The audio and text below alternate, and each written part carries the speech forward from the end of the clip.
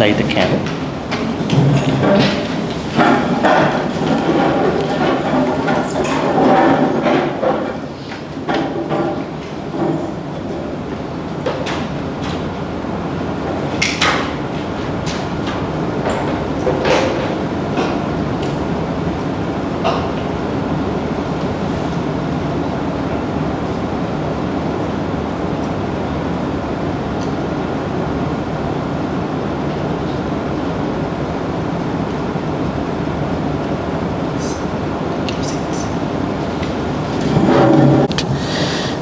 Good evening, Dhamma friends. Welcome back to day 8 of Sutta study at BMV. And we have been studying about the Dhammacakkappavattana Sutta for the last, I would say, month and a half. And we are continuing and we will be continuing to understand the larger, broader perspective of the sutta. And I think most of you might have thought, okay, Bhante would have just discussed about the meaning and then just we'll have finished the sutta. There are a lot of things to study across the sutta and then across the canon. Across the sutta and across the canon. Okay, so let's pay respect to the Buddha first. Sadhu, sadhu, sadhu. Namo tasse bhagavato arahato Sammā sambuddhasse. Namo tasse bhagavato arahato Sammā sambuddhasse. Namo tasse bhagavato arahato Sammā sambuddhasse. All right, so last Monday we studied about the third path factor, which is what we call by Sammā Vāca. Sammā Vāca means right speech. Are there newcomers today? I can see there's one newcomer. Okay, you are a newcomer. And there is one more, two newcomers. Oh, three newcomers. All right, so you have lots of support. Support comes in the form of previous notes. If you can go back on the website, you can see the previous post about notes. Today is day 8. That means there were 7, I would say 6 days, because the first date we did not add notes. It was just an overview of the whole sutta and what is it about, all about. So you can go back and then catch up definitely about the gist of the things that we've been discussing, the precious things. All right, so if I wanted to show you where we are at now today, is that, see, the sutta started from here, Dhammacakkappavattana Sutta, and we discuss about 2 extreme ends, which the Buddha did not practice. Of course, he practiced, and then he understood that they did not help him to become the Buddhahood. So he gave up. So, Kāmasukkallikkhānu Yoga and Atthakilamathānu Yoga, giving so much pain to the body. It is just as somebody thinks that the more pain that somebody can give to oneself, the happier that person will be like. That's an old narrative, old bumpkin school narrative. In olden days, people say you have to work hard, smart hard. We have to work hard actually, not be smart. In today's world, it won't be that same, right? Especially the young folks don't like to work hard that much. They want to be having a very comfortable work-life balance life, today's world, not like their previous generations. In the same way, the Buddha says that if somebody is attached, I would say greedy for the sensuality, it is an end. It is an extreme actually. We need some sensuality, but it should not step over the greed level. And then on the other hand, if you completely deny karmas, I would say giving pain to the body, that will be another extreme where we will not continue. And then after that we discuss about middle path. This is where we are still. We have been discussing right view, right intention, right speech. Today, right action. Right action. What is the right action? All right. We have a word for that. We call it Sammā Kammanta. Sammā Kammanta. The word is similar to Kamma. Why is it Kammanta? Why it was not Kamma? Now we have two words, right? In Pali we know, I would say, Kamma. Right? This is a very popular word that you know, right? And then the second is here, Kammanta. What could be a difference? Yeah.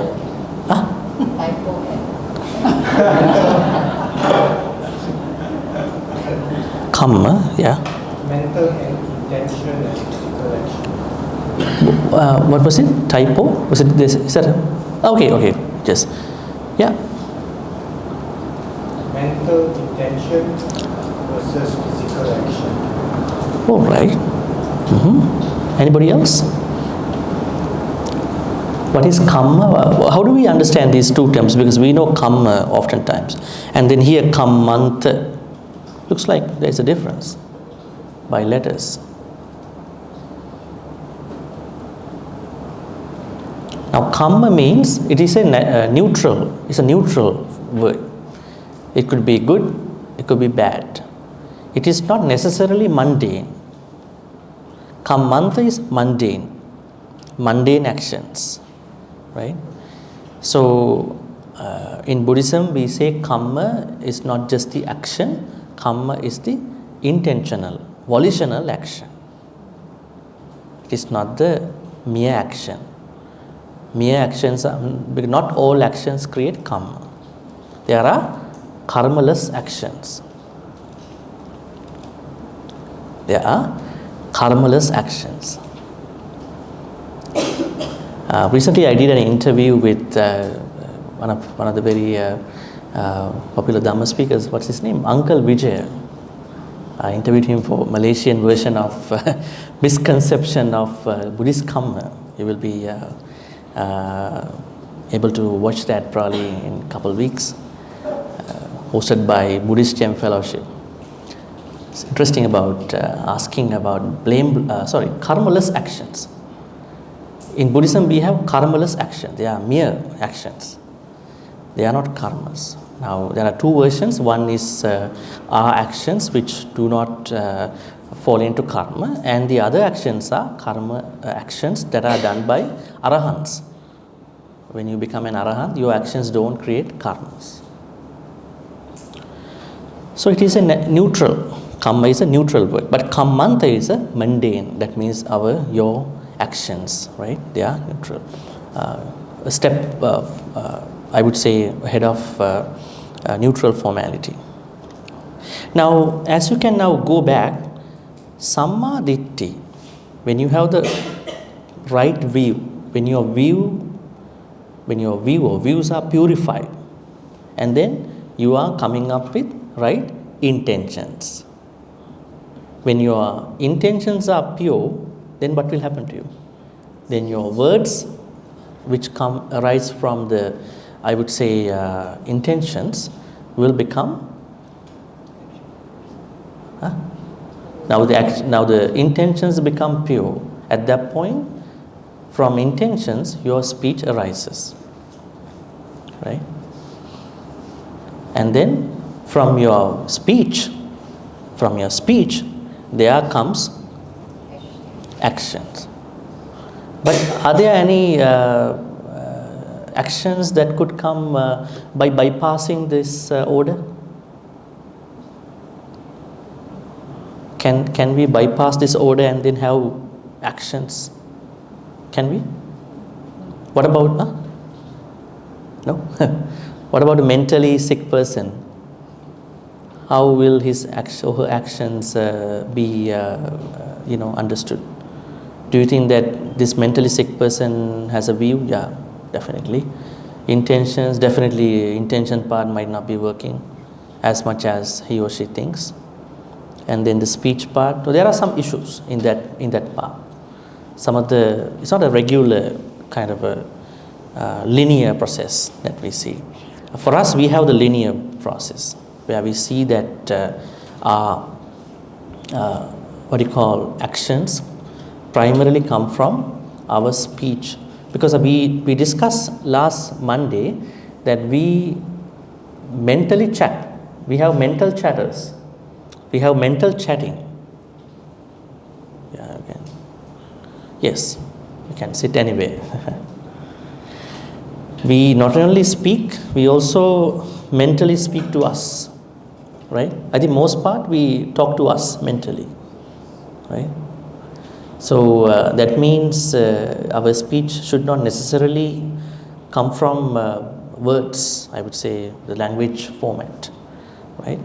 So then our most of the actions are not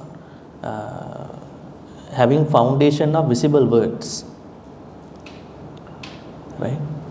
We think that we should have visible words. That means I say something and I work upon that. I work on it. But not necessarily. That means we mentally talk and then we put them into actions. It can work in both ways, right? All right, so let's get into an idea. I'm going to read these two later. What is Kammanta? Well, I would say here we already discussed Mano Kamma, that means Ditti Sankappa, Sammā Ditti, Sammā Sankappa, and Vaci Kamma, Sammā Vaca. Now here with Kammanta, we are going to talk about Kaya Kamma. That means Mano Kamma first, Vaci Kamma second, Kaya Kamma third. It looks to me a reverse order, right? Right? It's a reverse order now. We start from body, then speech and the mind. But now here, the Noble Eightfold Path talks about the complete opposite of that order. Mind, then speech, and then bodily actions. Right? Mano Kamma means Ditti Sankappa, as you can see. This is interesting that you can see. But your Vaci Kamma and Kaya Kamma display what you already have in Mano Kamma. Okay, what are the basically the right actions? Abstaining from taking life, abstaining from stealing, abstaining from sexual misconduct. In other words, 3 out of the 5 precepts. Pānātipātā Veramani, Adinādānā Veramani, Kāmisamiccāchārā Veramani. Why Musāvādā Veramani? Not a part of this, because it relates to speech. And Surameraya Majjapamādaṭṭāna, not taking intoxicants which cloud the mind. Why it is not a part of Sammā Kamma, the right action? It could be an action. Why is it? Why is Surameraya not a part of this? These are the 3, no? 1, 2, 3. Why Surameraya is not a part of it? Surameraya means intoxicants. It is not necessarily alcohol, because we consume alcohol, right? At which point?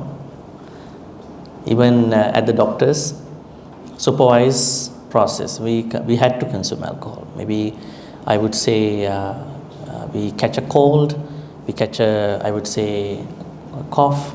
At that point, over-the-counter medications do not work. So a doctor might say that you may have to take an antibiotic, in which you might consume some alcoholic stuff, a codeine-based syrup. And doctor advises you to take it just before sleep, not during the day. It will make you drowsy. Why? That particular medication, antibiotic, cannot work up until you put yourself to the sleep, and then the medication start working, and we consume alcohol. So Suramere is not just consuming alcohol. Suramere means, what's that? Huh? Addiction. That means you can mindfully drink. You can drink mindfully. It's a thought given by Tibetan Lama, I think, in the US. We can promote mindful drinking in the US culture. But very controversial article on internet. You can search that. What else? So how do we understand this fifth precept? I tell you that it is not drinking alcohol, because we drink alcohol. We consume alcohol. If so, it's not the surface level of consuming. It is when someone drinks to intoxicate, right? To cloud the mind. It is when someone purposely clouds the mind. It is someone when, as you said, consumes as an addiction, as a habit of addiction, whereby your mind gets clouded. There is no clarity. There is no opportunity for you to have a self-control. There is no opportunity for you to have an awareness where you can, I would say, give a good judgment about anything. Your mind is clouded, because the whole Buddhism is about clarifying the mind, right? Not to cloud the mind. So then why is that kind of a very important aspect of our life not included under right action? It is not given in anywhere in the Noble Eightfold Path. Why is it? Because it is implied. It is implied within the right mindfulness somewhere further up. It is implied. So there are things that they are implied. So we have to understand that the sense is implied sense, not the direct sense of saying that. That is why it is not here, because it's a very common sense.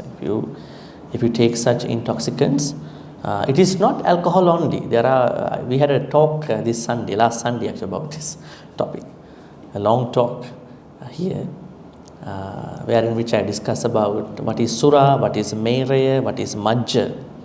These are three types of intoxicants. Sura means, I would say, fermented liquor. I would say powdered type of intoxication from wheat and flour. And Mereya means distilled drinks, spirits. And then Majja means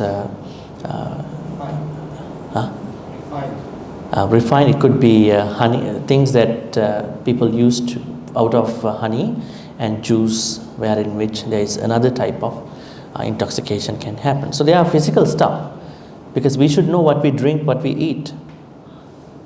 Suramere cannot be stopped without knowing what they are, right?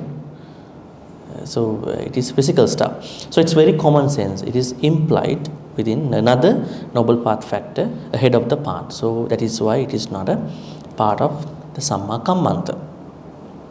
I'm not going to read everything, so you can read that. I'm going to highlight only the most important parts.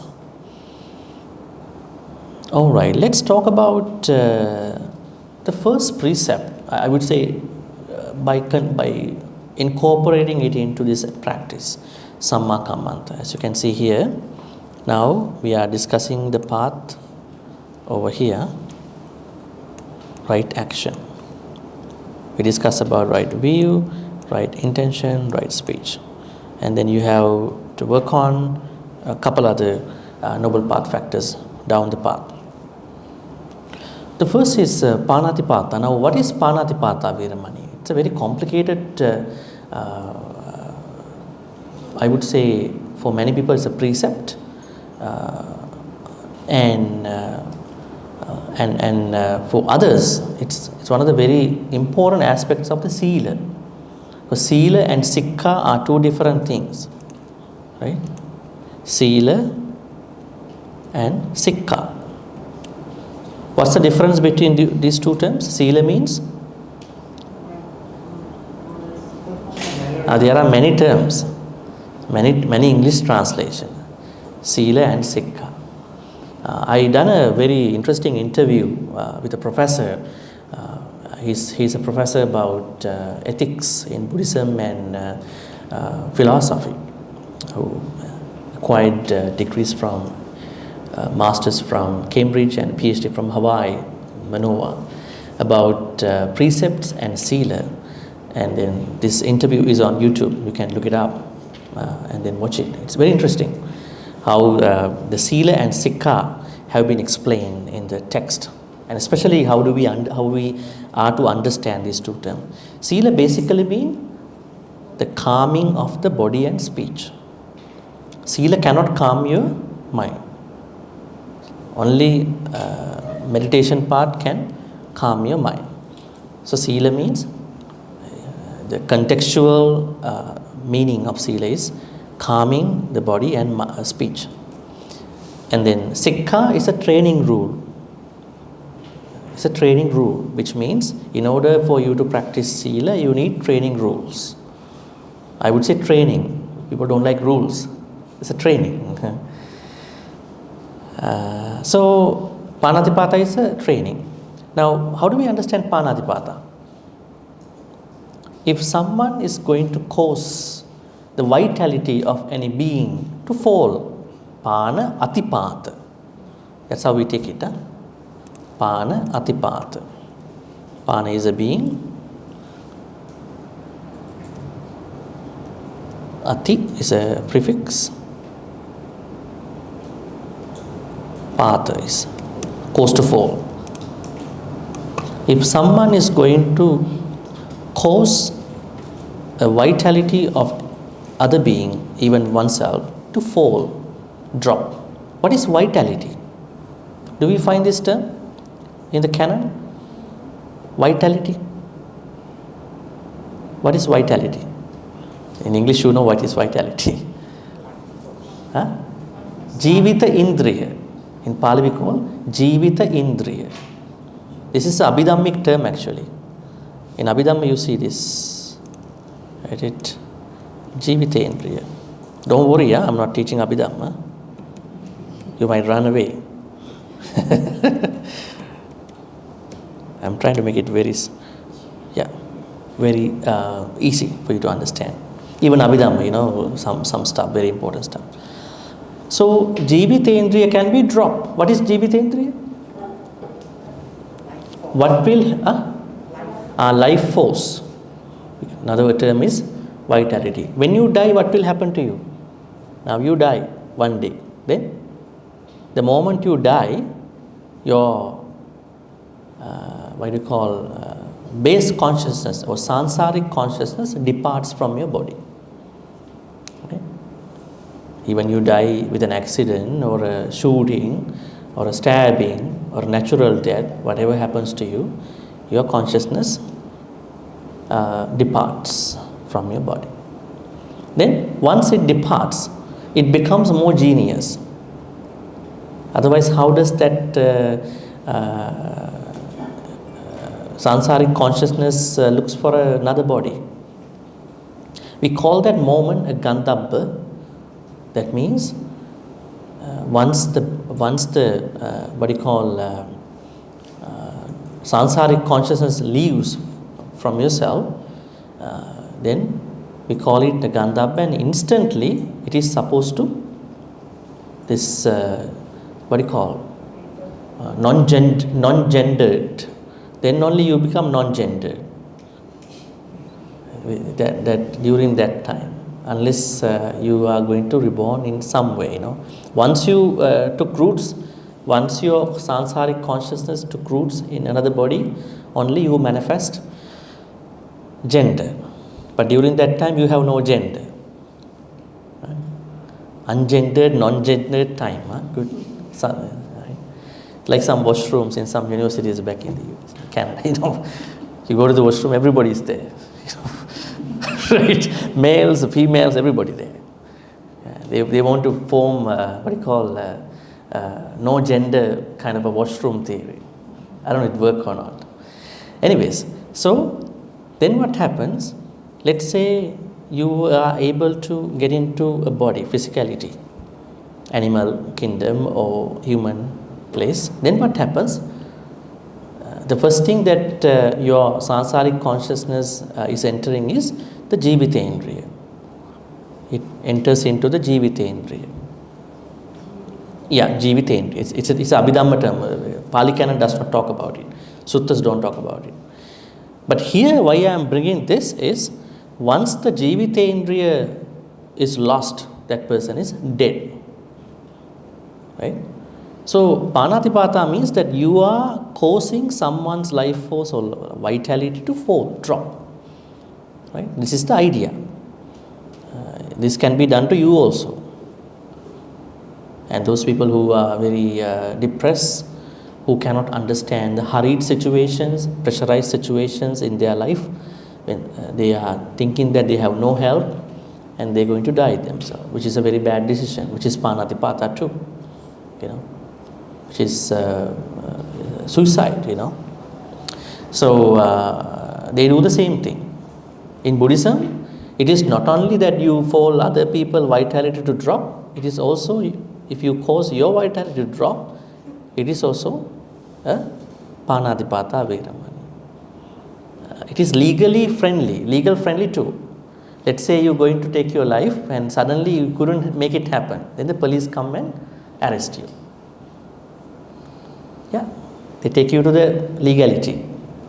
Because you can't do that, right? Anywhere in the world. So, the idea here is that, now this is Panatipata, but this Panatipata idea, let's say killing, or maybe in its contextual format, causing someone's vitality to drop, all these ideas are revolving around a bunch of other aspects. Now in Buddhism, we know that Buddhism does not worry about the death, is it? Does the Buddha worry about the death? He does not worry about it. He says people are dying, that's why you should practice Dhamma. Right? Are there people who practice Dhamma just because they die? Death is fundamentally accepted everywhere. But you should not have a very untimely death, miserable death. The Buddhism concerns about killing. Killing is the concern, not the death. Right? Now, what are the very, I would say, controversial areas of the death in today's world? How do we practice it? Because this is not the Buddha's time now. Now, there are certain aspects, I would say, euthanasia.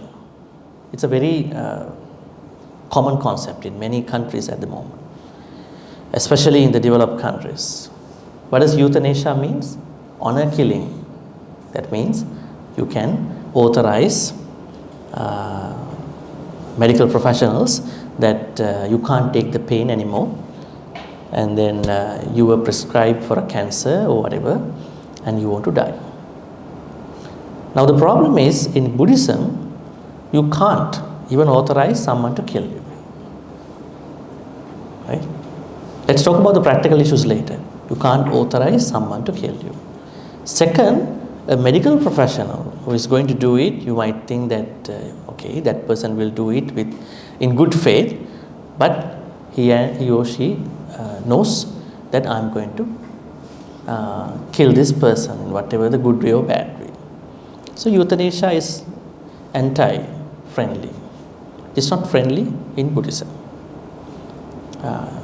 But Western countries, they perform in Canada, Switzerland, and you can do it even, some people don't even let other people know, they just go and sign up and then they die. Right? And they charge a lot, 20,000, 30,000. Yeah, recently I think a couple months ago, three ladies disappeared from the US. They went to Switzerland. Now they have very sophisticated places where you authorize and you die, they do the rest of the things. Right? New things, huh? So, but in Buddhism, euthanasia cannot be accepted because it is not what you should do. On the other hand, we all may face a situation like maybe our parents are going through a very hard time. Maybe they are going through a life support scenario. This is very new to Buddhist, early Buddhist things.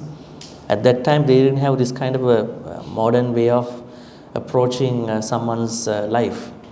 So, in the modern context, the doctors, maybe the situation can come to a certain point where doctors can say, now somebody in the family has to decide to take the life support off. Somebody has to do it. So how should we do that? I think this can come to all of us at a certain point, because the modern medical system has it. Right? Maybe a stroke, maybe another life-threatening thing. The doctors will say, treating anymore is not going to work. And you are wasting things. Maybe another patient can be benefited at this point.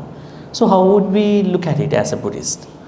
Somebody has to probably do it, make the decision.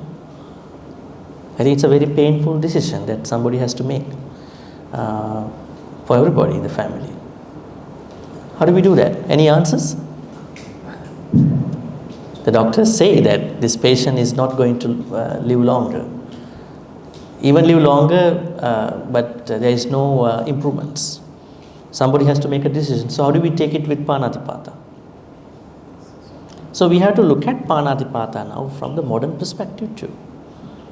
How do we do it? Because these precepts or whatever the things should be practiced in the modern society, not in the 6 BCE, where there was no that kind of a medical system. They had a different system.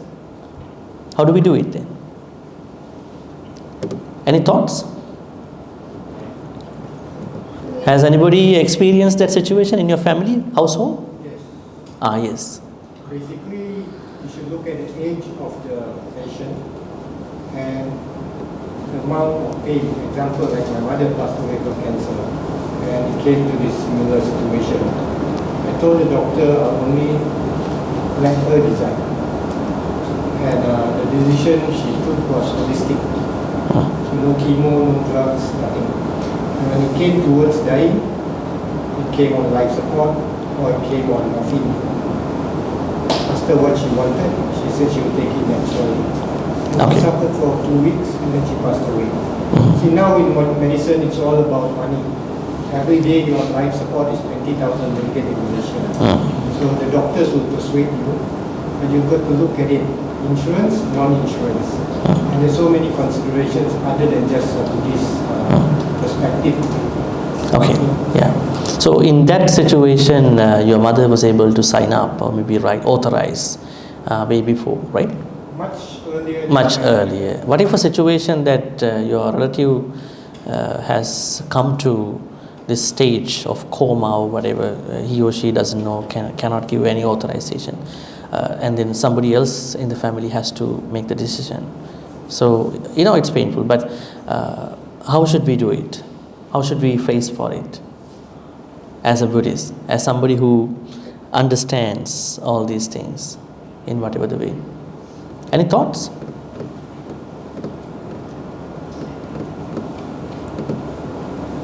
Yes.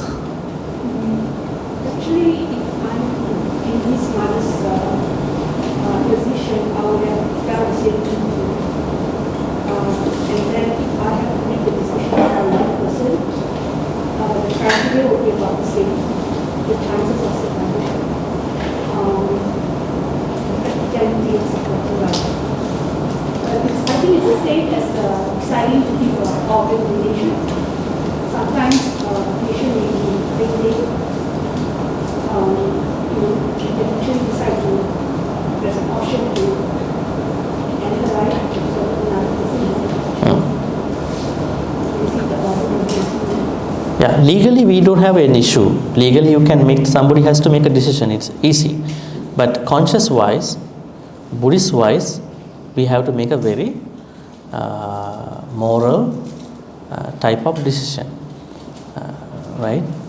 Now, there are other issues like this, right? Let's say a bunch of scientists going to have some experimentation out of some rats, cockroaches, maybe other animals. But if you ask them why they do it, they might say this is for the creation of a medication, drug, maybe to save many other beings, right? So there are things like that. But I met somebody who is very worried about what she did in a lab. Now she's in the middle age. When she was young, she didn't care about it, but now she suffers a lot about it. So that's why we have to be very careful. We have to understand, should we go for it or not? Maybe some bold people might do it. So our intention should be pure at that point, right? If the doctors say, if you cannot afford it, you should take a decision, right? Not just, hey, I'm going to kill you, take the lives out of. Not that way, right? So you have to prepare to make that decision because you are supposed to make that decision in the proper way. That is euthanasia, one perspective of Panatipata. What are the other perspectives that we may have to struggle? Yeah. I had an experience like this. My mom was in semi-coma in the hospital. I had an experience. My mom was in the hospital and her health slipped and she went into semi-coma, being treated by 4 specialists. So one of the specialists actually told me that they should bring her home, otherwise the bill would just run into the hundreds of thousands and she actually cannot be saved. So obviously I asked the doctor, you're asking me to kill my mom? That was the first question I asked him. And he said, no, you have to be wise. Because there's really no reason for her to stay there and suffer. Because there's nothing the doctors can do for her. So out of 4 doctors, only one doctor who's closer to us asked me to make a decision with my brothers. So I actually made the decision to bring her home. Yeah. And she carried on for 1 month. So during that 1 month, we actually attempted to give her very good comfort. I think that's the least we could do for her. Just do chanting every day. Her temper needs came and also, so I think that was the least we could do for her. Gave her very good 1 month before she died peacefully. That's my sharing. Yeah, like that we can create positive decisions, positive thoughts about it, but we are not supposed to kill without that kind of a situation, you know, because we have to understand each situation and then work accordingly. All right, so Panatipata, what are the other elements of Panatipata, especially killing stuff? Now, especially Jains say that you have to be very careful, extra careful. Actually, it is a good idea, even for Buddhists, we are careful, we are not going to kill any being's life. What about that, I would say, destroying the animal habitats so that animals don't have a place to live, right? This can be taken from a larger perspective. But what if that you have rats, a lot of rats in your household? You have to make a decision for that, right? You can't let a lot of rats come into your house and then get sick, right? So there are situations where you have to make a decision rather than just trying to practice sila without a point. Sila always has to be practiced with a good perspective. Right?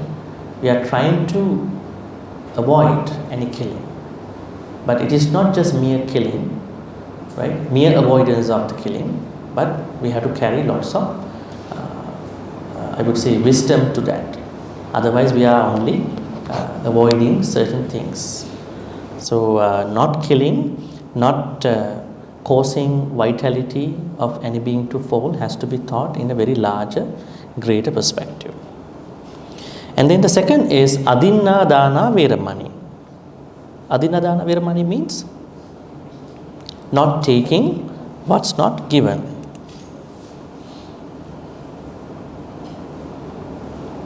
All right. So then what should we do? We are trying to make sure that we are not taking other people's stuff. What are the I would say, complicated areas of adinadana. What about you are not being punctual for something? Right? Let's say that you have a meeting at 8 p.m., 8 a.m. in the morning, that you are maybe 10 minutes late. That person is waiting for you. You are stealing that person's precious time. He or she came to see you, talk to you. So, when you are not punctual, you are stealing other person's time. Adinadana. Right? An interesting way to see it. It's not just that you go and then take something out. The minimal versions of adinadana is not a robber goes into a break in a bank and then take money out. It has to go to the minimal versions, I would say. The minimal versions. If you take other people's stuff mentally, emotionally, they all come under stealing. Because they are not yours.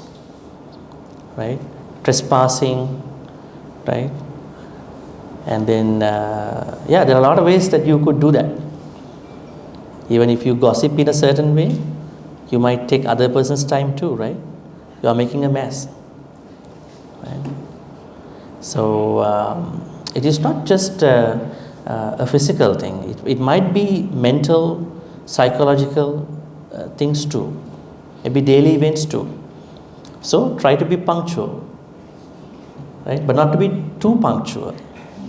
You are supposed to meet at 8 a.m. but you come at 7:30. You are making a mess to that person. That person might be doing something else by that time. Right? You are going not to be too early, not too late. Right? So, then you are respecting that person's time. Valuable thing. In today's world, time is such a precious thing. We are all driven by the time. Waking up, going to work, and then starting your work. Everything is time specific. So, we should not steal anybody's time. And what about the other things which comes under adinadana? Let's say you work in a company. You might take a small pen out of the company. That demeans you, and it's beneath your dignity. Right? Pen is not such a, even though it's valuable or not valuable, but the thought of taking that out from the office, right? It's not good for you. That demeans you. So we are trying to think that I haven't stolen anybody's any small thing. There's no free lunch, huh? So you all have to work. You make whatever the money you can. So we are not taking anybody's stuff. We are safe. We are happy about it, and that happiness is so precious. Adinadana has to start from there. Olden days, it was just taking somebody's stuff, breaking houses, take other people's big things. That is adinadana in the ancient text. But in today's world, adinadana means you take anything out of that person's life. Anything. Maybe an opportunity. You are taking other person's opportunity. You are not eligible for that. Adinadana. Right? So try to look at the larger, broader perspective of adinadana also. Right? And some people are trying to, I would say, pressurize other people. You are not the person, you should take it. I am the one who is eligible, so give it to me. Right? You are pressurizing that person's something to take from that person. That person is very helpless and you take it. You are forcibly doing that to take that person to come to that level. Because most people are very vulnerable emotionally. They don't know what to do. Right? So, we have to look at it from a very, as I always say, larger, broader perspective. On the other hand, what we develop is dana. Now, dana means the opposite of adinadana. Dinnadai, adinnadai. Dinnadai means we only take what was given to us. We don't take anybody's anything, even a shorter thing. Any complications about adinadana? Any other areas? Yeah? What about not eating what one should, for example, Yeah. Can you talk to the mic, please? What about not giving what one should be, like tax or parking ticket? Yeah, it doesn't, yeah. What about not giving what one should give? For example, tax. Tax. Yeah, is Tax that evasion. steal or greed? Well, yeah, it could be a form of adinadana also, because the Buddha asks us to pay tax. Yeah, tax. TAX. Because Buddha asks us to do 5 things. Let me tell you. Maybe I can write it here. The first one is Atiti Bali. They are called Bali. Atiti Bali means, I would say, being hospitable to the guest, whoever come to your house. Right? You're taking care of the guest, being hospitable. First one, Atiti Bali. Second is Raja Bali. Raja Bali means pay tax. But this is a very complicated area. Although we are supposed to pay tax, the people who are running the system, they may be corrupted, right? But we are primarily asked to pay tax, because somebody has to do this welfare and all that, right? But paying tax is a responsibility of every Buddhist. Do not evade from tax. Number 3 is Pubba Peta Bali. What is it? That means giving good karmas to your dead relatives. Somebody passed away, you have to give good karmas. 4th one is Devata Bali. Devata Bali means sharing merits with the Deva. You should do that also. I think you are doing it in your own cultures. You have lots of gods, Taoist gods, Chinese gods, lots of gods. So you are doing that already. So it's good. It's good. I mean, if you do not invoke blessings, they won't give you anything. That's what we see in the Ratana Sutta, right? In the Ratana Sutta, that's what we see it. Tasma hi bhuta nisame tasabbe mettan karota manusya pajaya. What does it say? It says, Bhante Ananda tells all the Deva who gathered there, look, they are doing your Bali, this Bali, Devata Bali, but you have not taken care of them. Now they are suffering, going through 3 problems. What are they? Non-human issues, then evil spirits, then famine, right? Diseases, right? So you have not come to take care of them. Maybe they have not prayed properly, they prayed wrongly. Yeah, prayers can go wrong because if you don't do the proper way, just because you go and ask something, it might not work, right? So, devas need to be invoked. Otherwise, if you think that I do something, Deva will come find me and then do help me, it might not work. Right? They have so much stuff to do. They are busy people. Devata Bali. One Bali is missing. Atiti Bali, Raja Bali, Upeta Bali, Devata Bali. What is the other Bali? We're going to see, there's a sutta called Patta Kamma Sutta. Let's see this sutta. Patta Kamma. This one. Should see it. Okay, text.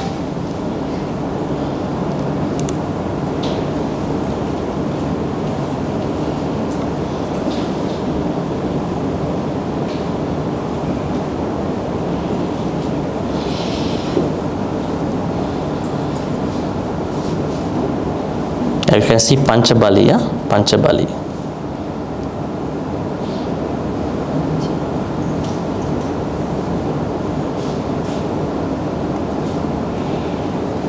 It's here.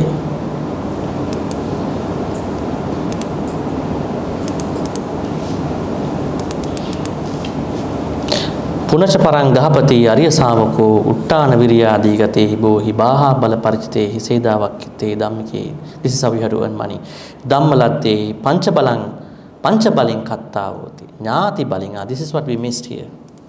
ඥාති බලෙන්. That means helping your relatives. Most of your relatives don't do well in terms of money and all that. So at least once in a while, inviting them for a dinner, right? There are so many things. You should not forget about your relatives. The Buddha said we have to take care of them in the way. But we know there are issues. Your most issues are not with your friends, maybe with your relatives. Because they are the known people for a long time. Arguments, maybe the history, wounds. You should know how to do it without making any problem, without putting you in danger, right? So the Buddha says here, Jnati baling, Atiti baling, Pubbapeta baling, Raja baling, Devata baling. If you go to the translation,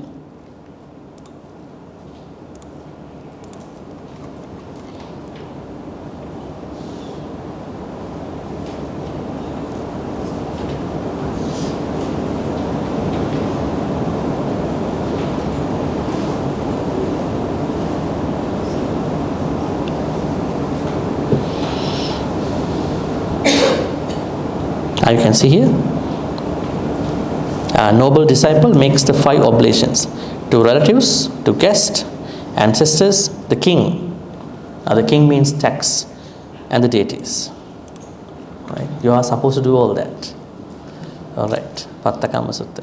So now here the understanding is so I would say the concern that she raised. So yeah, evading tax is adinadana, because that money is not yours, right?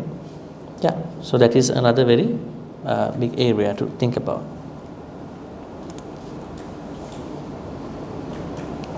So we have to be only looking at it in a way. We'll ask later at the end. Otherwise, we are not otherwise be able to practice adinadana. Adinadana basically means try not to take anybody's thing, even mentally. Right? Even mentally, then you are good. You have no issue, right? Then we come to the Kamesu Michachara. Kamesu Michachara means, I think we did a long discussion about Kama some time ago. I think our second or third session about what is Kama. Kama means desire, right? Maybe sensuality, not desire, sensuality, because we need desires. Even to learn Dhamma, we need a desire, right? So sensuality, when it is crossed the level of normal level and then reaching up to the greed, that is called bad karma. Now, Kamesu Michachara particularly means sexual misconduct, right? Buddha does not talk about different representation of sexuality, homosexuality, heterosexuality, whatever. He simply says, do not step over other people's relationships. That's bad. Because the way how people practice it could be different from time to time. But do not ever step onto other people's dearly cordial relationships, because you will go through the same in another life. Nobody would like to have a breakup. Nobody would like to have a divorce, right? They are very emotionally very terrible situations. So never ever do that in your life, because the karma will come after you, for sure. So, and on the other side, Buddha says practice sexual conduct, right? So he is very open to that. I mean, for the lay people, right? So Buddhism maintains a very healthy perspective of sexuality.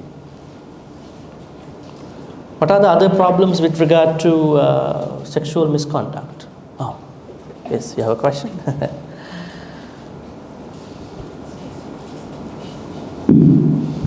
think now in the modern world, people are having like friend with benefit. Is that having sexual without any commitment. Now it's very extreme. Getting very friendly, no? Second thing is by one night stand. So is it What's the second thing? one night stand? One night stand is that Yes, I know. is that sexual misconduct? Is that sexual misconduct? Let's say both also single. Yeah. No. Is that what? Is that sexual misconduct? Okay. Both also single, they are not breaking. They are not breaking precepts that they are both also single. Is that Okay. Let me think. Let me think about. Okay. Random sex partner lah.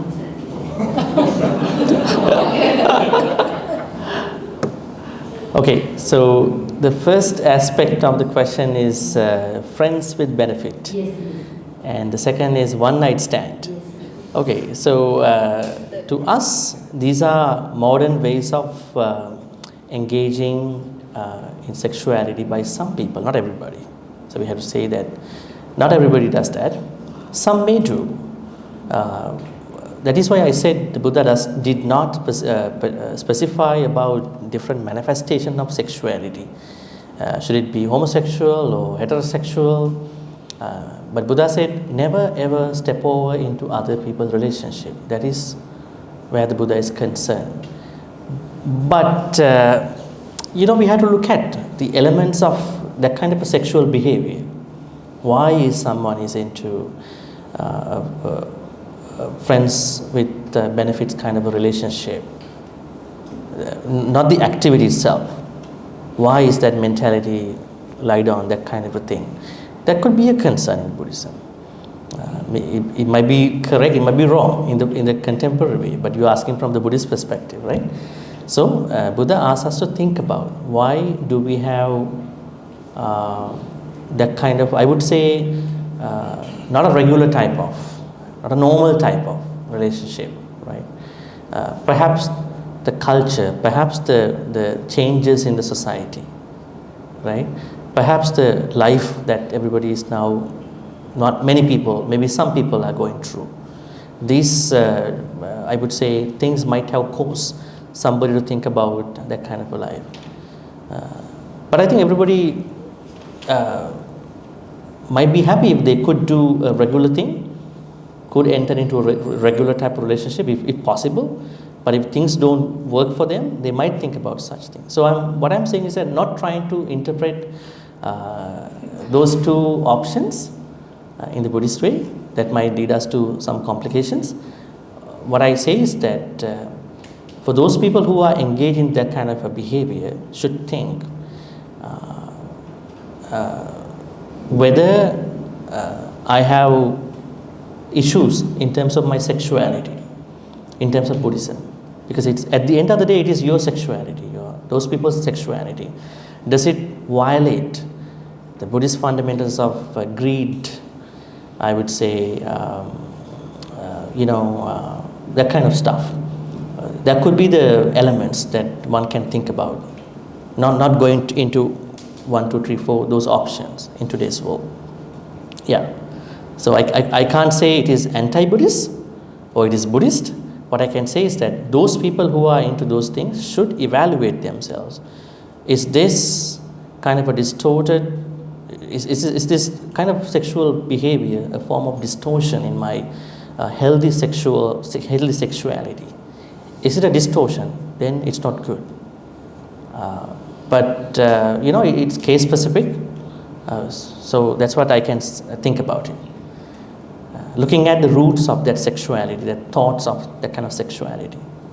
But here what is concerned by the Buddha is that one should never, I would say, engage in a relationship whereby you are breaking other people's relationships. That is the concern of here. It's not about different sexual behaviors. If we go over that, then we could go over one by one. I think the list will go. It is not a list. Maybe it's a distorted thinking too at a certain level. Why people do that? So So here, what is more concerned is that we should not break somebody's relationship by engaging by, I would say, coercing, by persuading a married person into a relationship. So you are breaking that cordial daily relationship. That is the main concern over here. Yeah. Bhante, since you're talking about relationship, what is the Buddhist view on prostitutions? For example, in Singapore, right, a lot of immigrants, they designate certain areas, right, to service the immigrants. Otherwise, there will be a lot of cases, sexual cases, or rape cases. How do you view that from that point of view, from social point of view? Yeah, good question. Let me tell you, one of the very famous female devotees of the Buddha was one of the very pioneer prostitutes in India, Ambapali. She was the Ambapali, Addakasi, later they became Arahants, they were prostitutes. So I think Buddha did not deny their arrival in the temple. But it is said in a commentary that the Buddha advised monks, do not look at Ambapali, she's coming. You might lose your monkhood, he says in the Atthakatha commentaries. So the thing is that, again, what I'm trying to say is that,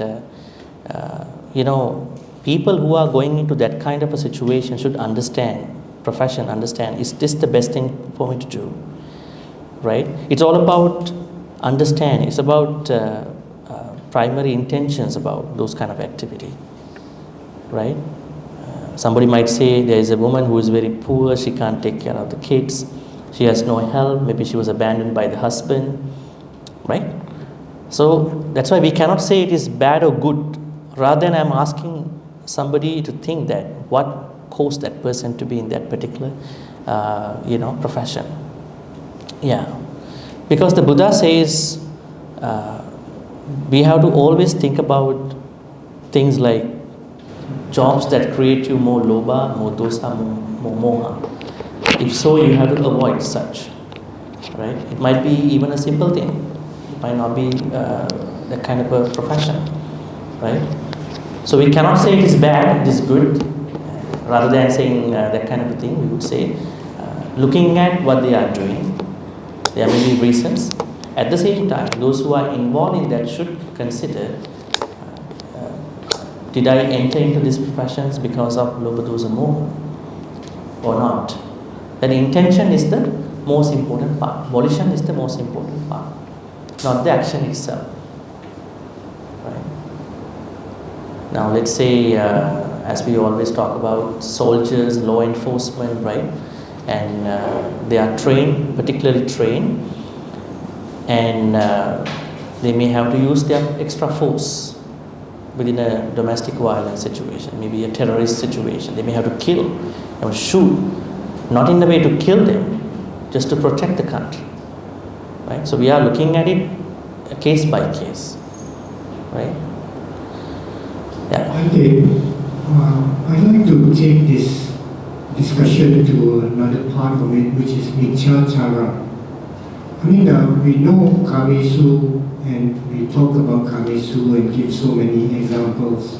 During the Buddha's time, there were people like Chanda who had numerous wives.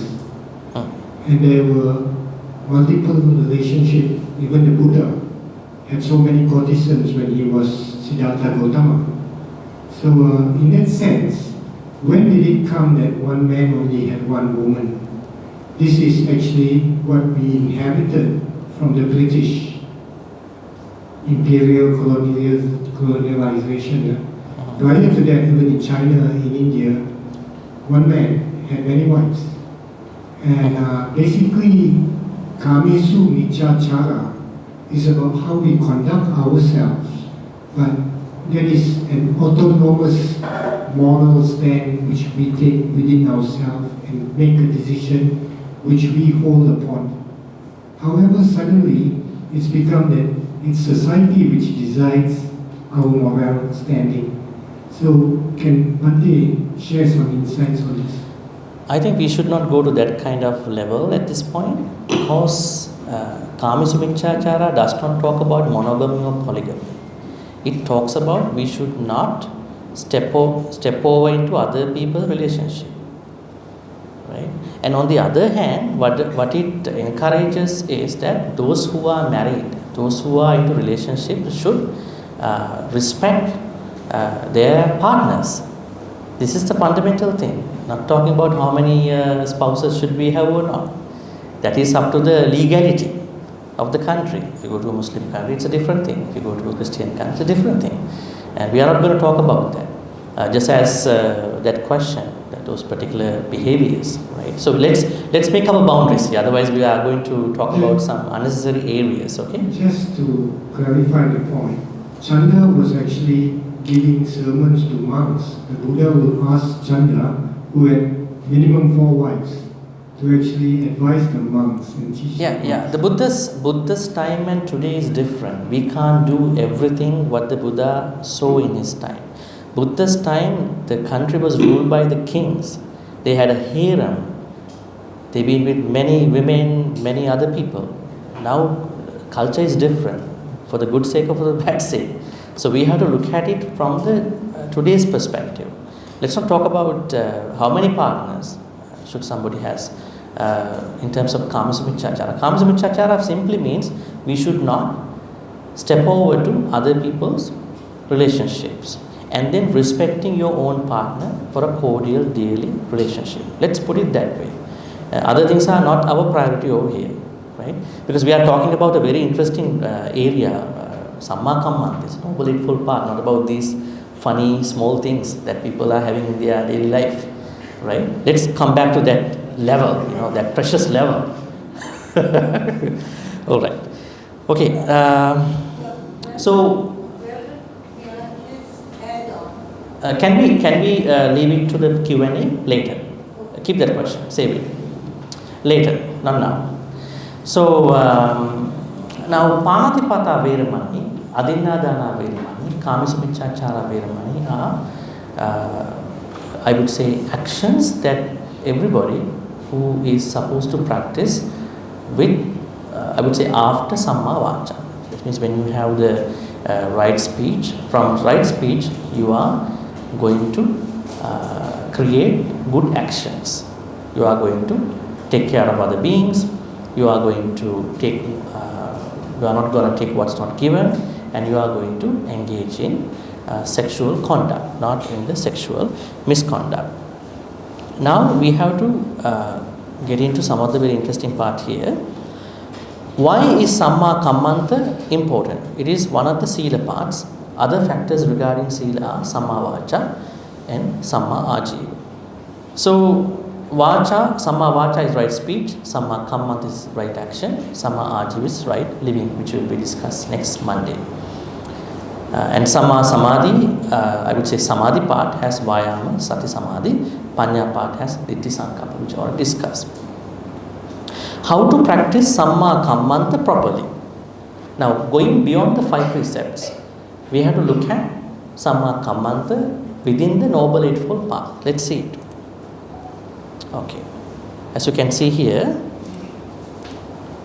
this is Sammā Kammanta. This has to be practiced with Sammā Ditti, Sammā Vayama, and Sammā Sati. Right? That means how do we practice it? Let's say now you know what is Sammā Kammanta. Right? But how do you know Sammā Kammanta?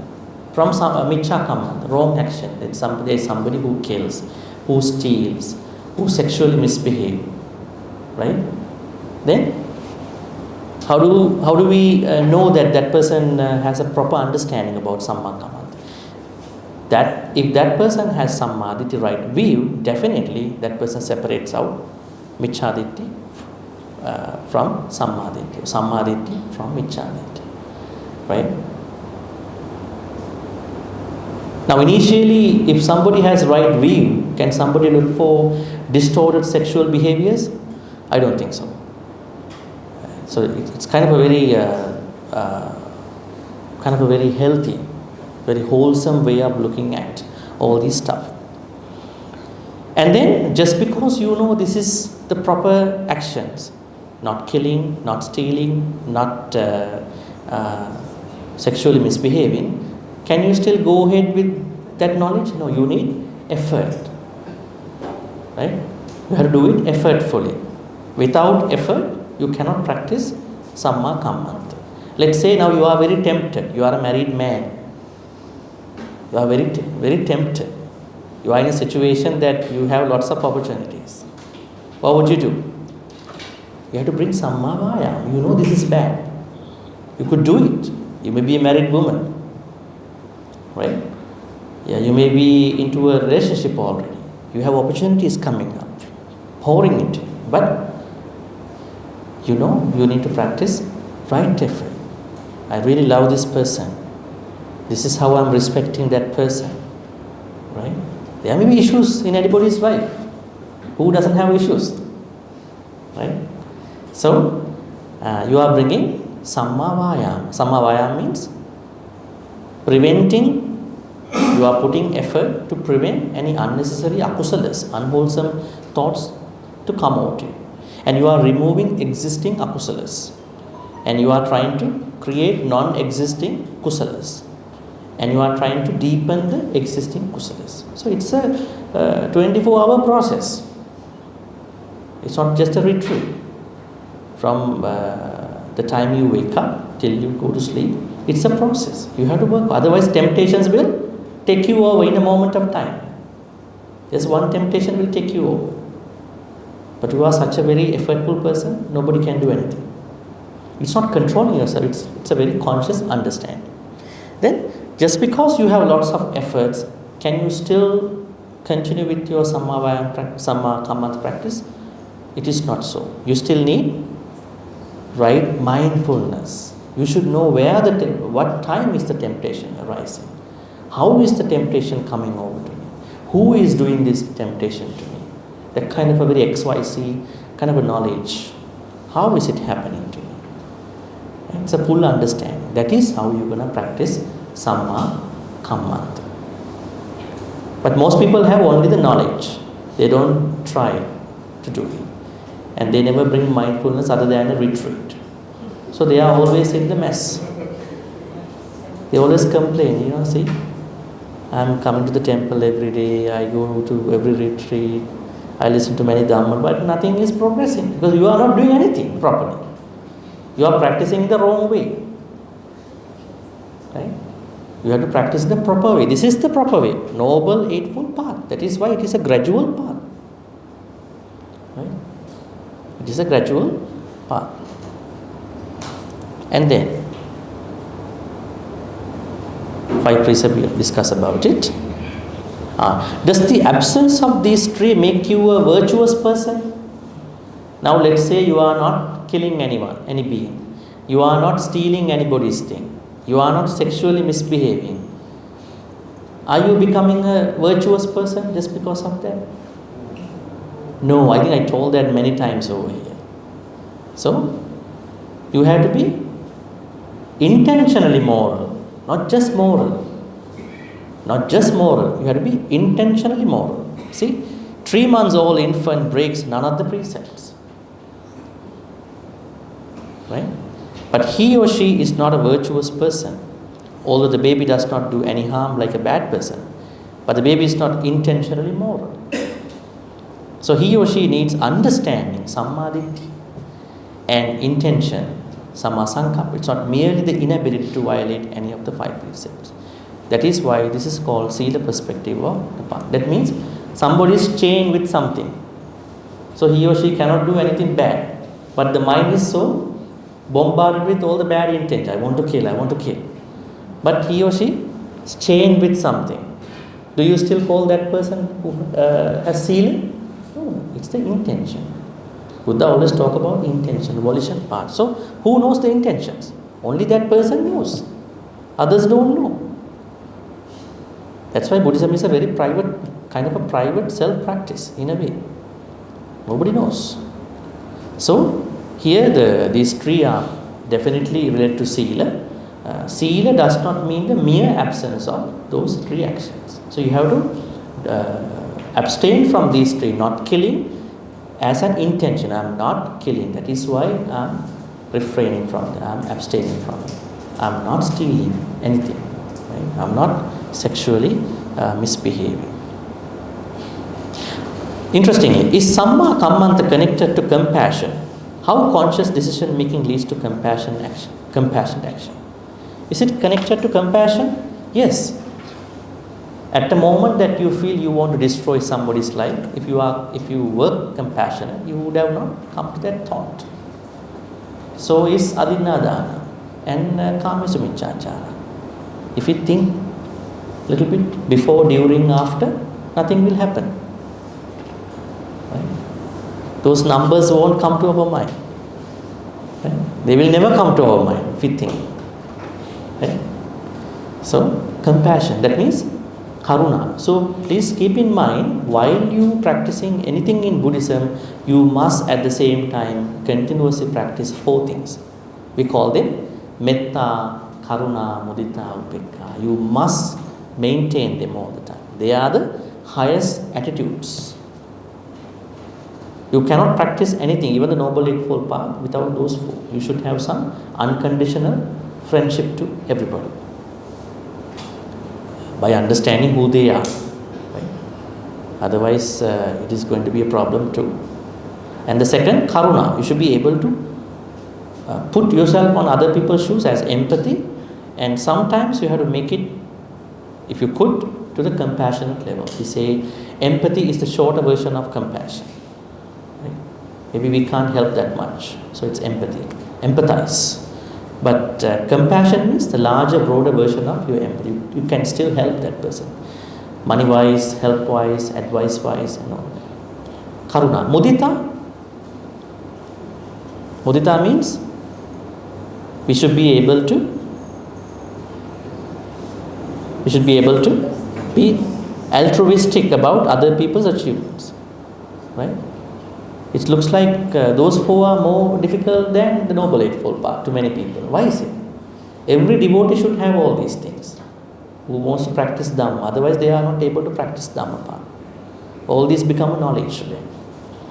Upekkha is the balanced state of mind. You are not moved by anything.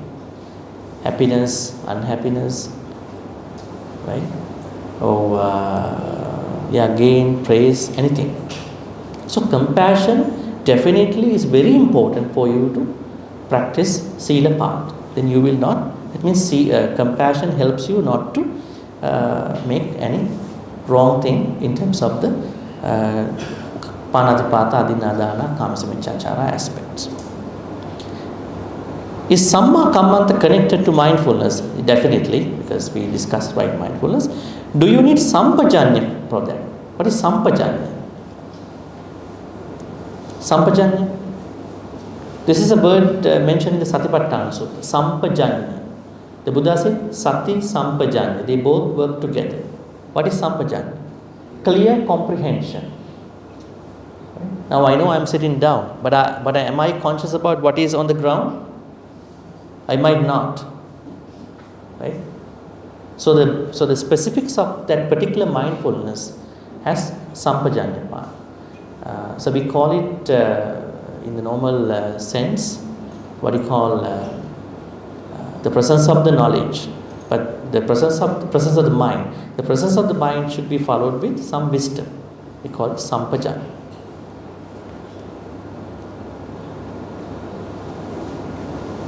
Alright, finally, before I go to the Q&A, how to practice Sammā Kammanta? Make sure that you don't kill any being. Make sure you don't steal anyone's things. Make sure I would say, you are not stepping over into other people's relationships in a positive way, respecting life, generosity for adinadana, and avoid sexual misconduct. So what you need to understand here is that with Sammaditi you started the path, you purified your view, and because of that you are coming up with right intention, Sammā Sankappa. Because you are coming up with right intentions, then you are able to talk good speech. That means not lying, not talking behind the back, not harshful words, and then not gossiping. so that now you have a good opportunity to create actions, speech, now mind, thoughts, then words, now action. Now you have a good opportunity to put your right view based intentions and speeches into actions. This is what we are supposed to do down the path. Now when you are doing this well, you are getting into right living. This will be the last part of the Sila, which we will be covering next month. Any questions? There was a question over there. Yeah.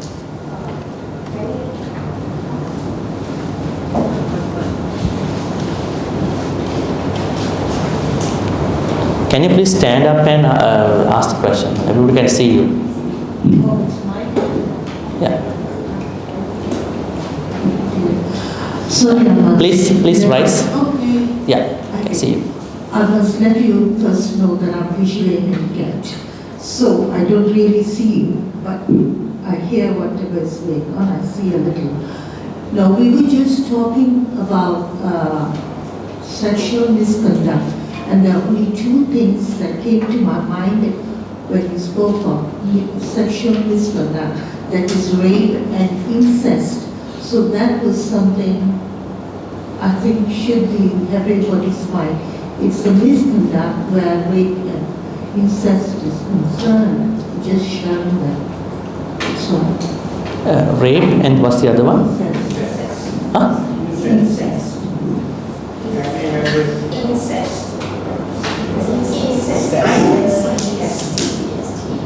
Incest. What is it? Incest. Incest. Okay.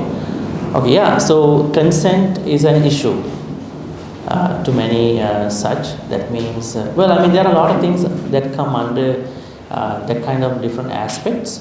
That is why I said what is required to understand in terms of Kamasumichachara in this context. Noble Eightfold Path is not what you are understanding from the 5 precepts, right? So basically what you need to do here is that I think anybody who is going on the path might not think about the rape at all and such things. Basically what that person needs to be concerned is that not breaking other people's relationships. That's the only thing that you should be thought of. And on the other hand, respecting whatever the relationships you have and relationship what other people have. We are not going in to talk about all these aspects of the sexuality. I think that is irrelevant for our discussion because it can keep going over and over. Anybody else?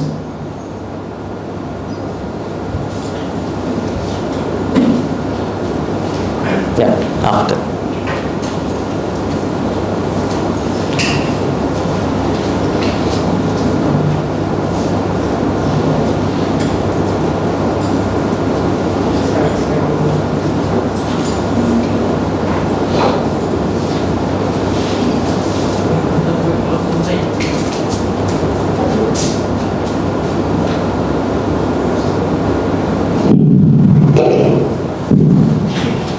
Yeah, Bhante, short one.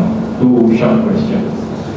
One is, you mentioned about helping families, giving help to families. Does the Buddha mention anything about giving? Because there are some family members, they keep asking for help and help and help and help. They become very habitual. That's one. Second question is, if we wrongly accuse someone, to the point of that person become depressed and commit suicide, is that an indirect killing? Can you explain the first part again? I didn't hear. First question? First question is about family members. Family members. Yeah. Should there be a limit of to what extent should we extend the help? Meaning, I said, there are some family members, Yeah. they can become so habitual, they keep coming in for help. Okay. Sometimes I don't hear because you are wearing the mask. Yeah. So you're asking family members keep coming for help. What should you do? Huh? Limit. Okay. Second is somebody wrongfully accused someone to the point of depression. Okay. And that person commits suicide. Okay. Who is the culprit? Yeah. Okay. Good. Yeah. So that's the thing actually. That's why I said when you are going to practice the Nyati Bali, this one. Nyati Bali, the being hospitable to your relatives, you have to be wise, careful, because some relatives are trying to take advantage out of you.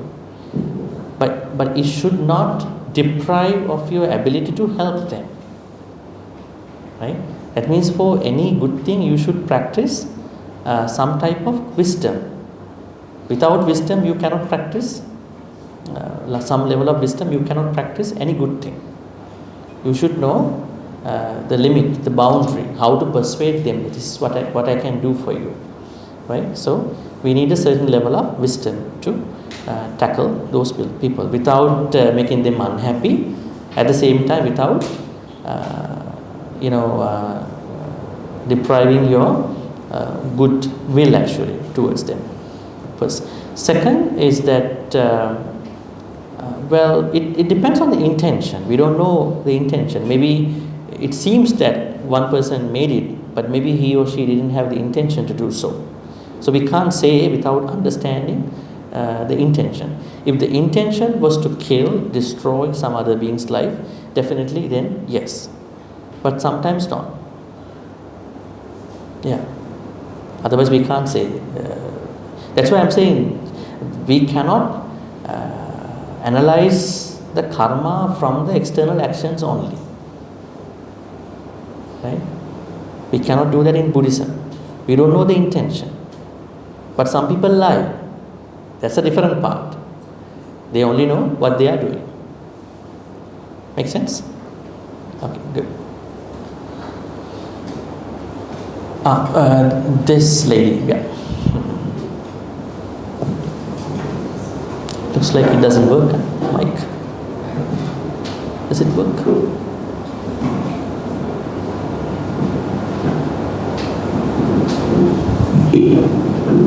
Bhante, on the issue of the cases of sexuality, I think 2 points were overlooked, which Buddha stressed on.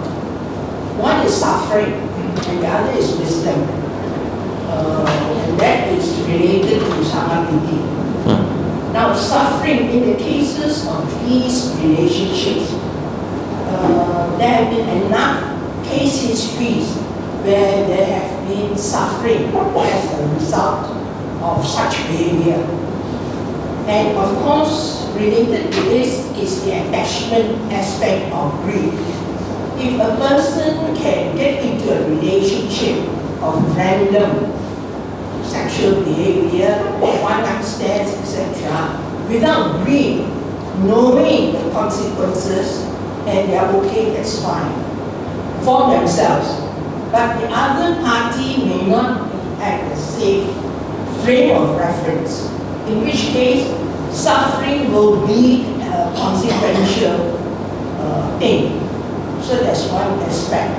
So at the end of the day, this is deviant from the training guidelines.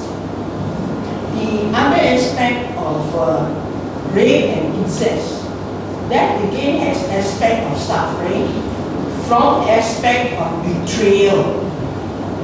In the case of rape, you are not respecting the rights of the victim. In the case of incest, you are not upholding the trust of guardianship. So I think if practicing Buddhist takes into account all these when practicing the Noble Eightfold Path, they will find that although peripheral to the training guidelines, they are improper conduct. That's how I feel it. Thank you, Bhante. Yeah, there are a lot of good suggestions to think about. I think rather than looking at these things from different perspectives, I would say if your even the married sexuality goes to a level of greed, that is immoral. Then what about other non-married relationships? That's the thing, right? So we put them up here that this is a kind of a behavior, is it good or bad? Rather than thinking that way, if you promote greed in whatever the structure, that is unwholesome. But there is a certain level of karma, that is Sammā, that is good, that is okay for lay people. Let them practice the way that they want. But if the greed is arisen at certain point, then there is the issue where people are suffering. As you said that even though that particular person may not have intention, the other person might be affected badly, right? Yes. Okay, yeah. On the topic of the intention, I want to further go into it. Let's say like just some gentleman said that somebody is being accused, only accused, but maybe the person has no intention. But because there's ignorance, like we talk about defilement, greed, hatred, ignorance. Ignorance is one of defilement. So without the right view comes the ignorance. So does karma establish that? Does karma establish in his action because of his ignorance that he has caused somebody to be going to depression and then eventually things happen? So does that constitute to a karma? Actually, these those type of situations go between one's own taking care of one's own what you call spirituality or the karma, right? So we never know what that person has as an intention. But if let's say somebody is run over by a vehicle on the road, maybe the driver has no intention, right? He or she had no intention, but he or she could not stop the car. He shouldn't have stopped the car too. Where's the problem? Now we looking at it from a modern perspective. The driver should have stopped the car. But from a spiritual point, somebody can say, no, that was his or her karma. That is little bad. It's embarrassing to say that. We always have a responsibility to do something, right? We are not talking from a past point of view or future point of view. So that's why we have to be very careful. In analyzing karma, we have to be very careful. Do we create karma violence? This is a topic in the West. Let's say you see a handicapped person. According to karma, you will easily pick up on that person, or this person may have done a bad karma in the past life. It may be not, maybe yes. We never know. So what we are supposed to do? No, we are not looking at that way. We are going to help that person out. What do you want? How can I help you? That is, I think in understanding this situation, we should be very careful. We have to live in the moment at that point. And how do we do the help to the other person? So, picking up on karma easily is not a good approach all the time. Yeah, but if you look at that kind of a situation, we never know who is the person who made the issue. That is why we have to look at the association of the unwise people is a problem. And we have to go back to the rudimentary level. We have to always be in the company of the Kalyana Mittas, good friends. Good friends will never take us to that kind of a level, right? So we mess up our life at an early age with partners and those people, bad friends. And then now we try to talk about karma and whatever the things at that point. The Buddha says, not everything comes from karma, right? He says, not everything comes from karma. Most of the things that we are going through could be our bad decisions in our life. So in that point, we don't put everything onto karma. In order to really understand what really went wrong or what really went good, somebody like Buddha is the one who should intervene. Otherwise, we never know. Because it has to come from a very deep level of honesty in those people's lives. Let's take one more question if you have. Yeah, make it short. Make a very short question, depending on the time.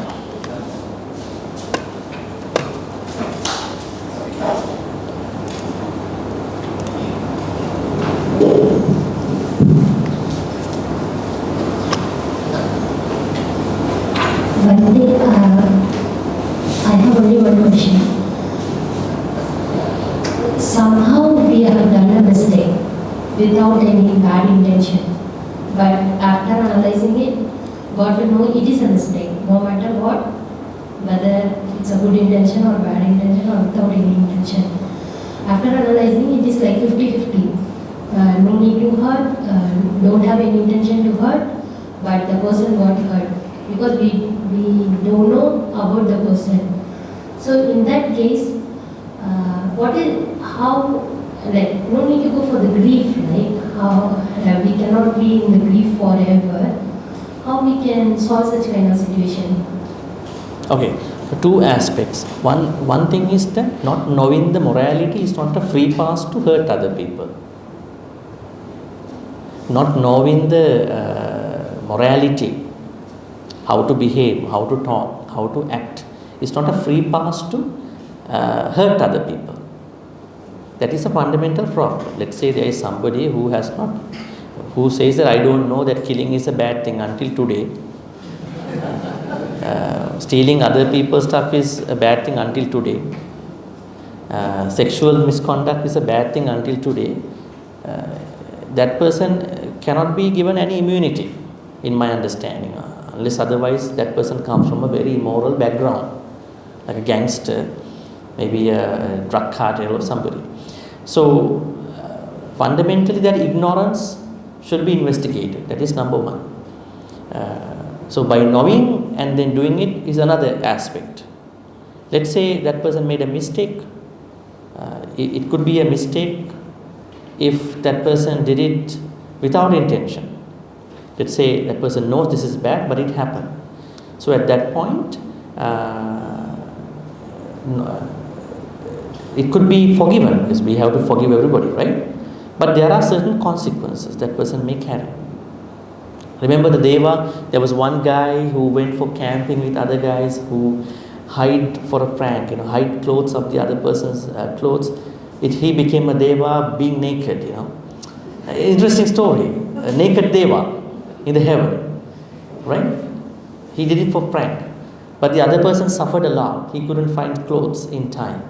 He had to go through some embarrassment, no clothes in the forest, right? That you have to look at we have to look at how other people suffer, go through. That is compassion, right? Just because you can do, you should never do. So let's say somebody made the mistake. Now he or she is being, I would say, criticized by other people. At that point, he or she has to practice upekha. Should not be moved by any praise or blame. That is hard to practice, but at least that is why we have to practice Buddhism at a young age. So when you become old, you are immune to that spark system. If you start it in your late 50s, 40s, you have to catch up on a lot of things. When things don't go work, then you start Buddhism, start coming to temple. Most people. Then it's a hard practice for many. You have to start at least in a certain level in your young time. So when you become that kind of a person, it's easy for you to stay on to the practice. Just because you know things, it doesn't guarantee you can practice it.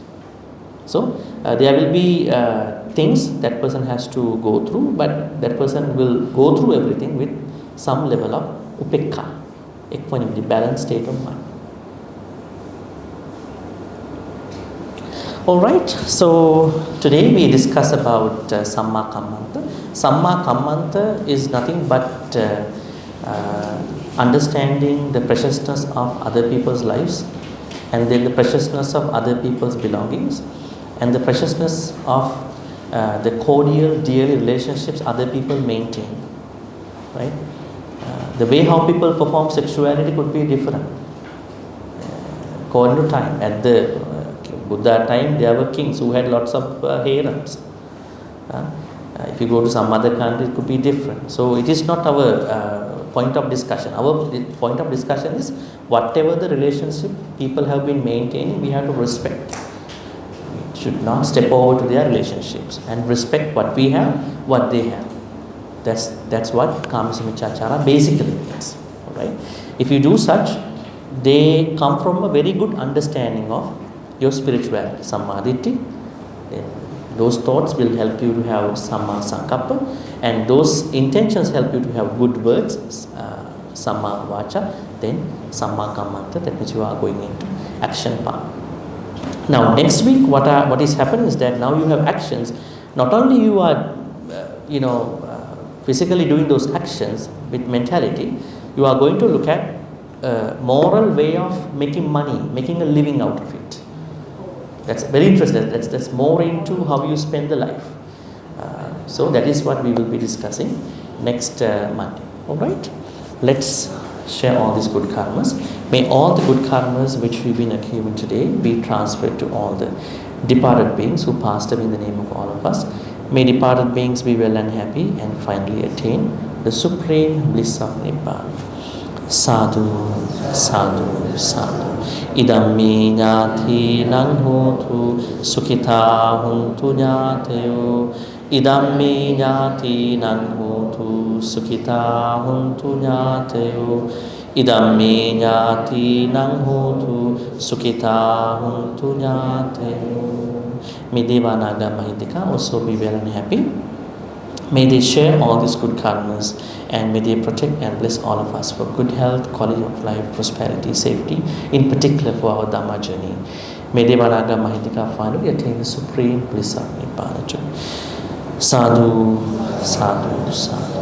Akasattha ca Bhummattha Devanaga Mahitika Punyantang Anumoditva Chirang Rakhantu Loka Sasana. Akasattha ca Bhummattha Devanaga Mahitika Punyantang Anumoditva Chirang Rakhantu Desanang. Akasattha ca Bhummattha Devanaga Mahitika Punyantang Anumoditva Chirang Rakhantu Mang Paranti Chirang Rakhantu Tvang Sadati. Ittavata ca ammehi sampatang punya sampadang sabbe deva anumodantu sabba sampatti siddhya. Ittavata ca ammehi sampatang punya sabbe bhuta anumodantu sabba sampatti siddhya. Ittavata ca ammehi sampatang punya sampadang sabbe satta anumodantu sabba sampatti siddhya. May we be in the company of the Kalyana Mittas. A lot of our mistakes, problems happen because we don't have the association with the Kalyana Mittas. May we be in the company of Kalyana Mittas till we attain the supreme bliss of Nibbana.